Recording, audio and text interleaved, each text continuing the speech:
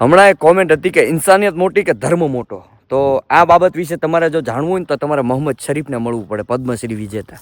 કારણ કે સાહેબ એમનો જે દીકરો હતો એ 1992ની વાત છે. એનો દીકરો અચાનક જ એક દિવસ ગુમ થઈ ગયો. ગુમ થતાં જ 15 દિવસ બધા ખૂબ જ ગોતે છે, પરંતુ એ મળતો નથી. ને છેલ્લે એમને ખબર પડે છે કે રેલવેના ટ્રેક નીચેનો દીકરો કપાઈ જાય છે ને એ દીકરાની લાશને કૂતરા ખાઈ જાય છે.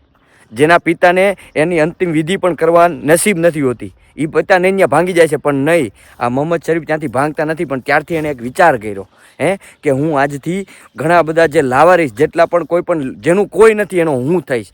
2500 જેટલા હિન્દુઓને, જેણે હિન્દુ રીતિ રિવાજ પ્રમાણે એને પોતાને એને અંતિમ સંસ્કાર આપ્યા, જેનું કોઈ નામ નથી, જે કોણ છે શું છે કાંઈ ખબર નથી, એવા વ્યક્તિઓને એને અંતિમ સંસ્કાર કર્યા.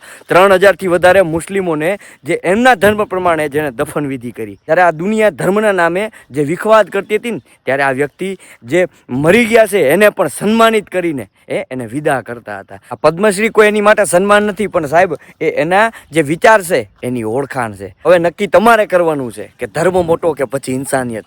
આવી માહિતી જો આપને પસંદ આવી હોય તો અહીંયા નીચે મારો આઈડી છે, ત્યાં જઈને અહીંયા ટેપ કરીને ફોલો કરી શકો છો. અને આ વિડીયોને પોતાના હરેક મિત્રોને શેર કરો.